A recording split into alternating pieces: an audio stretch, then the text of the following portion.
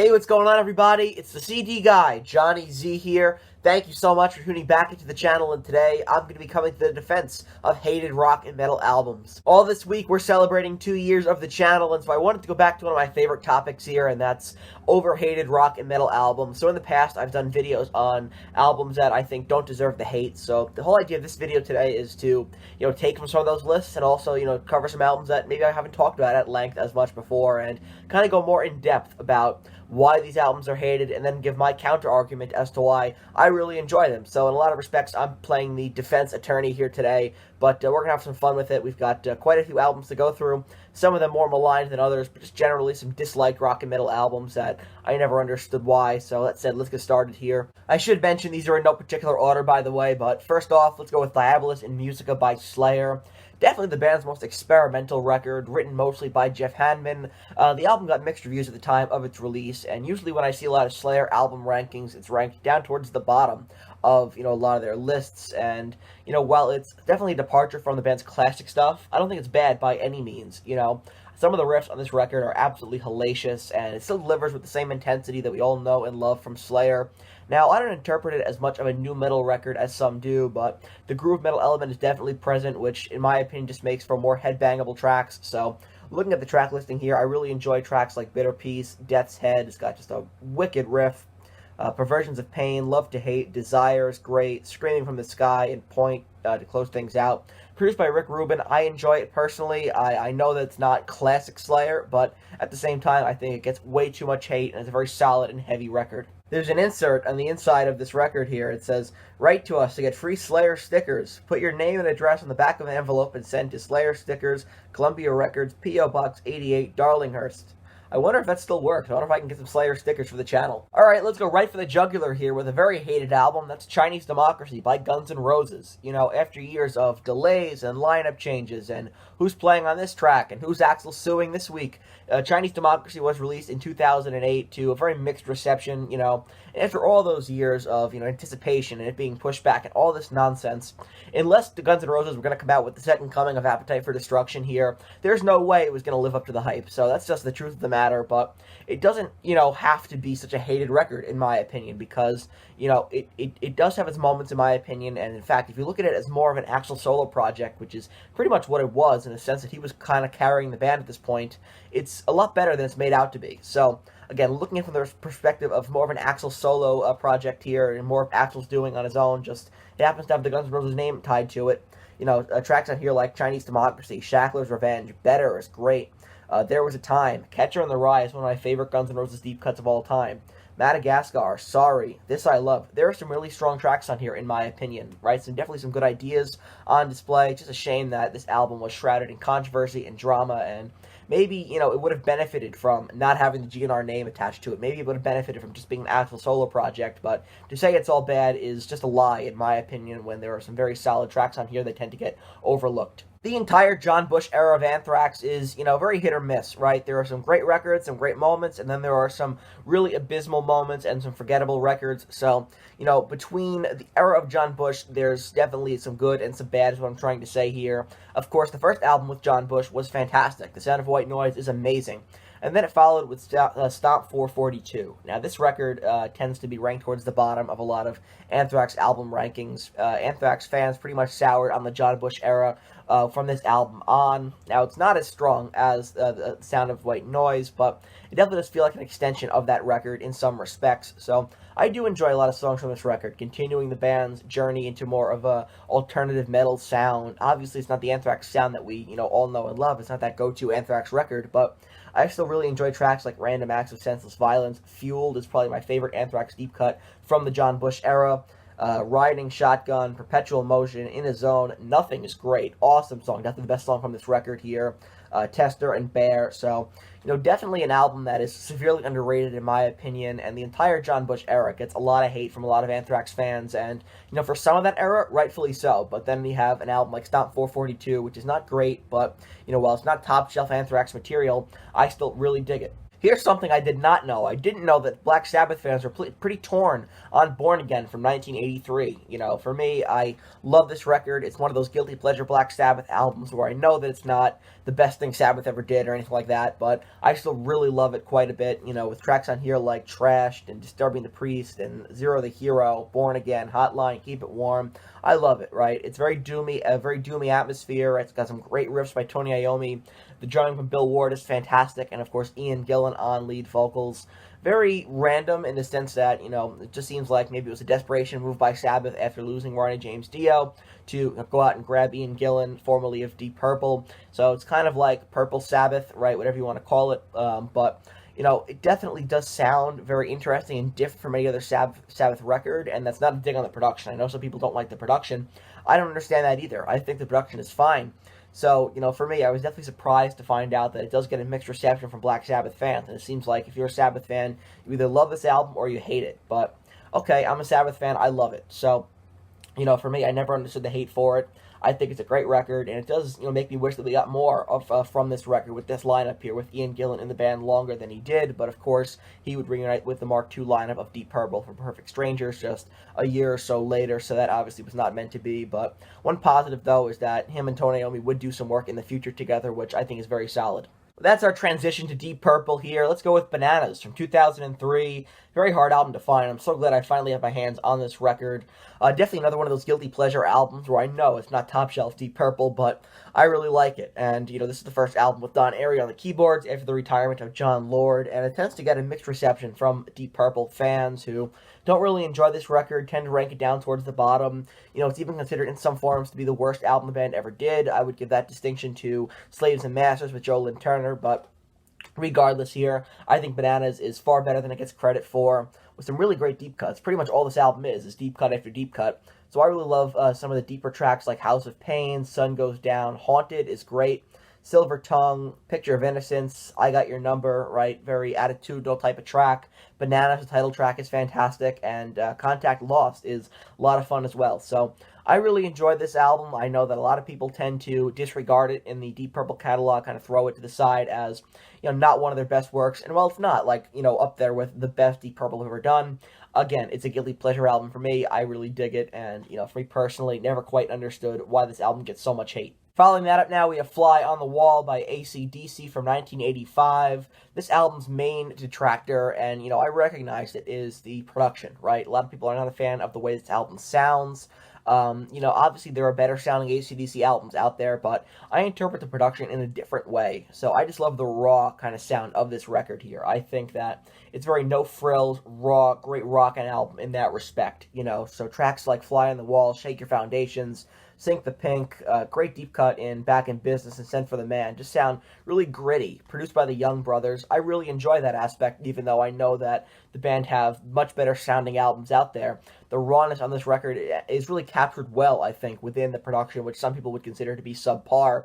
And then, of course, the tour for this album was fantastic. One of my favorite AC/DC tours, just very down to business, no frills, rock and roll show, right? Very, what's the word I'm looking for? The band were not going to go out there with any smoke and mirrors, any kind of stage show, anything like that. It was just the band on stage with their instruments, and that was all that was needed, you know. So I really do love that aspect of this era of the band, and the production. I love the rawness of this record. So for that, I do disagree with the fact that many people tend to condemn it as one of the worst in the AC/DC catalog.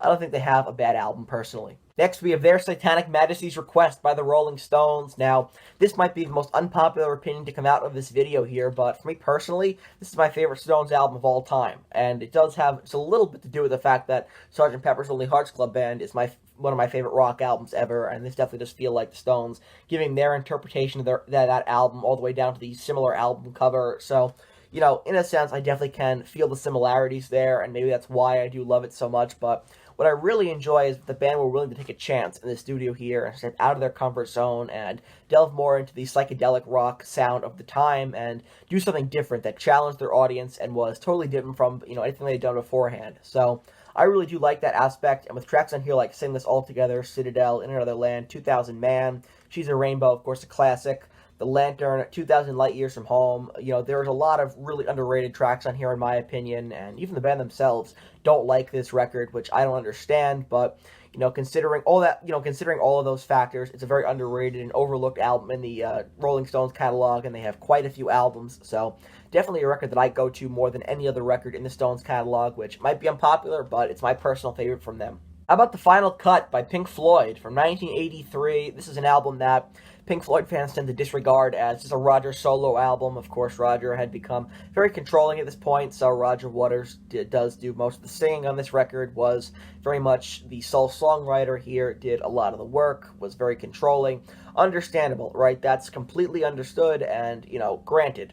That said, I think Roger's solo stuff is really fantastic. So, even if this is more of a Roger solo album with Pink Floyd in the background, still, there's some fantastic material here to choose from. So, this album did not get a tour, so it got very forgotten in the Floyd catalog here. And, of course, the band members, not including Roger Waters, probably don't look at this album too fondly, considering the fact that Roger had way too much control at this point. The only way it could have been improved is with more input from the band, obviously. If David Gilmour had gotten, more chances to, provide his input, that would have been fantastic. Obviously, that's not what happened, but the album we got, the end product, I think is severely underrated.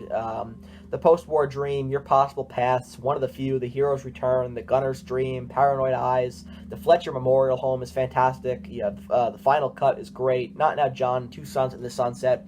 Couple of reasons why I really enjoy this record. First of all, I think these are some of Roger's most introspective lyrics, so I really enjoy that, and I love his vocal delivery here on this album. Also, some of these tracks were meant to be for the wall and just did not make the record, deemed maybe not strong enough, but this is sort of an extension of the wall, and I think that's fantastic. It does tie up some loose ends in the story, which I really enjoy, and the Wall is one of my favorite albums of all time, so more of that record is, I definitely want that. That's another reason why I love The Final Cut.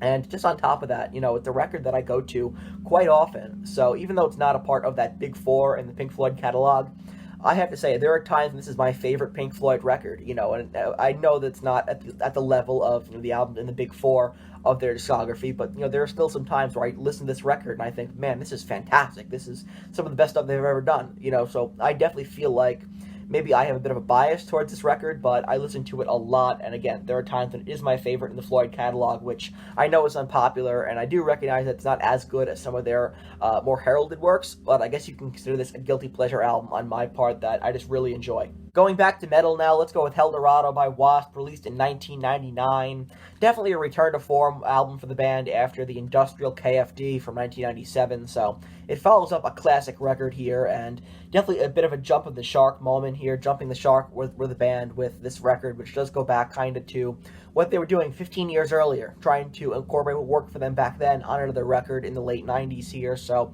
definitely do have that shock rock kind of a sleazy feel to it.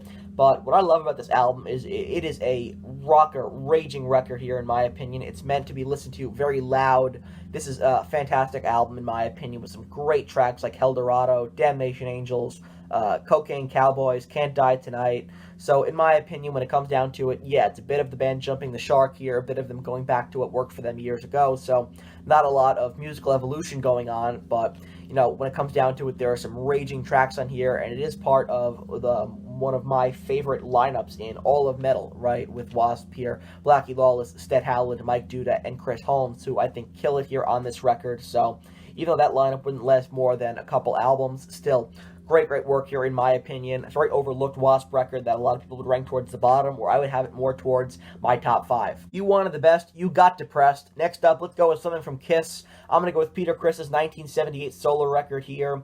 The most maligned out of the 4 78 solo albums, which was just a bad idea in general, right? But nevertheless, when it comes to ranking these albums, a lot of people have Peter's ranked towards the bottom, right? Probably dead last out of the 4. For me, though, I would have it ranked second behind Ace's. Now, I recognize that it's very different. It doesn't sound anything like the other 3 solo records, but that's part of what I love about this record. Now, on this channel, we love the Cat. That's, granted, and, when it comes down to this album here, it's very much Peter Criss's influences, right? A lot of R&B, a lot of soul on this record, so it's very different from the other albums. It doesn't sound anything like a Kiss record, but these are 4 solo albums, so I wouldn't want 4 solo records that sounded just like they were made for a Kiss album. How boring and, how much the same would that sound, so I do enjoy that the solo records do tap into the individual influences of each member of the band, and Peters does a fantastic job of standing out and being different, in my opinion, so even though maybe it was a turnoff for some people when they bought it and they said, wait a second, I want to hear Kiss, what is this? for me, I really love the experimentation here by Peter Criss, going outside of, the general bubble of Kiss and doing something that better suited his personal interests and influences. So I really enjoy that aspect of this record here, and never understood the hate for Peter Criss in general. I think he's a fantastic drummer, and I do find his drum solos to be very unique and very entertaining and engaging as well. So for me, I'm a huge fan of Peter Criss, and maybe I'm a little bit biased here towards this 78 solo album, but I also wanted to mention two of his solo records that came out after he left the band, that being Out of Control and Let Me Rock You. Very underrated stuff, in my opinion, and, sort of like what I was talking about with Peter Criss's 78 solo record. If you're a fan of Peter Criss, it's very different, but, if you're a fan of him, I think you're going to enjoy it, right? And, of course, I do love his voice. Great, raspy, kind of a rock voice, so I really enjoy that aspect of not just the 78 solo album, but the two solo records I mentioned. So I think Peter Criss in general, one of the most underrated and overhated figures in all of rock history. Next, we have Turbo by Judas Priest. Now, image-wise, granted, this was a misstep for the band. And musically, it was a far departure from the intensity and heaviness of Defenders of the Faith, which came out prior to this in 1984. So, definitely a bit puzzling as to why Priest would do something like this and change their image to better suit the hair and glam metal era. I'll give you 3 letters. MTV is a big reason why. But, when it comes down to it, to say this album doesn't offer anything and just to hate on this record because of its image and because of its style change, I don't think it's fair, because it does offer quite a few really interesting tracks that I find to be quite enjoyable, like Turbo Lover, like Locked In, like, let's see here, Out in the Cold, fantastic, great deep cut, Reckless as well, Wild Nights, Hot and Crazy Days, very fun song. So it's a fun album. It's not, some of Priest's best work, but it's still a fun record with some really awesome deep cuts as well, during a time when, yeah, maybe image-wise it was a misstep, but I think musically there are still some standout tracks that I go back to every now and then, and, do gravitate towards this record a little bit, especially when I'm on a glam or hair metal kick. I definitely do feel the need to, turn on Turbo and listen to Priest for a little bit, even though, it's not classic Judas Priest or part of that classic Priest sound that most people go to 9 times out of 10. I'm just going to give one big joint entry here to the Alice Cooper Blackout albums from 1980 to 1983, that being Flush the Fashion, Special Forces, Zipper Catch a Skin, and Dada. Actually, let's edit that for a second. Scratch that. Zipper Catch a Skin, forget it. I have nothing good to say about that album. It's terrible. So the other 3, Flush the Fashion, Special Forces, and Dada, are, in my opinion, very solid, overhated, and criminally overlooked records. So disregarding Zipper Catch a Skin there, those 3 records are really strong in my opinion, and not everything on those albums are great, but when they have their moments, I think their highs are better than their lows. So with that said, this was Alice during a very difficult period in his life, with drugs and alcohol consuming him, and, at this point, his music was really starting to suffer because of it, right? Warner was pretty much done with him as well, so the music suffered, the image was different. It was just a misstep for Alice Cooper in all of those departments, but to say there's nothing good on those albums is incorrect in my opinion. Flush the Fashion, I think, is very overlooked. Some really awesome standout tracks on here that include Clones and Pain, which is like the best Alice Cooper song no one's ever heard. Leather Boots, Aspirin Damage, Nuclear Infected, Grim Facts, Model Citizen, Dance Yourself to Death, Headlines. Great stuff. On Dada, this is a personal favorite Alice Cooper album of mine. The whole album is fantastic. Give it a listen if you haven't. It's very underrated and definitely, is one of those forgotten albums in rock history, I think, in my opinion, in a sense that this was barely promoted by Warner. Alice never toured it and has never done anything from it live, which is a shame because there's some great stuff on here. And I think a lot of these albums and this material would benefit if Alice would go back into the studio and maybe re-record some of the best stuff from this era, maybe like a best of the Blackout years type of album, which I think would sound fantastic and would give new life to a lot of these songs that a lot of people have never even heard before, or if they have, it just remained pretty forgotten in the Alice Cooper catalog. So with that in mind, I wanted to give a joint entry to some of the Blackout albums from Alice Cooper, not including Zipper Catch a Skin, but the other 3, that being Flush the Fashion, Special Forces, and Dada. For whatever reason, after 4 great solo records, in 1996, Glenn Danzig decided to go out there and make an industrial record and do his best Trent Reznor impression with this album here, Danzig 5, Blackacidevil, a record that was so different from the other albums Danzig had released up to this point. It got immediate hate from Danzig fans. The production suffers, I should say. Danzig's lyrics struggle, so things of that nature are definitely detractors, right? No denying that.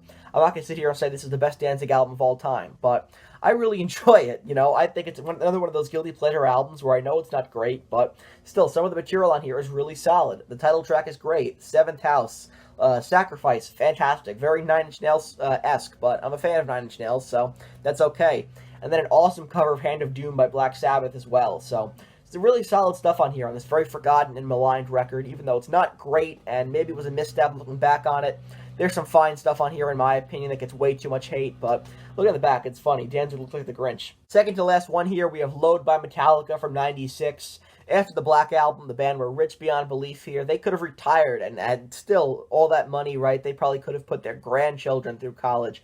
But still, the band continued on, obviously, and a lot of people deem this record to be selling out. The band cut their hair, took a very different musical direction here, even more different from the musical direction they took on the Black Album, which was considered to be, a big change from their first 4 records. So on this album, it was immediately controversial and still is polarizing amongst Metallica fans, but when I look at this record, I don't see a sellout. What I see is a band who have made so much money and could just coast for their entire careers, but instead tried to push themselves and challenge their audience with an album that catered to their influences and tried to do something different to show their range as musicians, dabbling, of course, in southern rock on this record, a little bit of alternative rock as well, even country on this album. So I do think it's very admirable that the band did try something different, and I do love it a lot of times when bands go out of their comfort zone to, try something different and show their range, and that's exactly what Metallica did here. Last one now, Saint Anger. We're going to stick with Metallica here. One of those hated metal albums I have ever heard.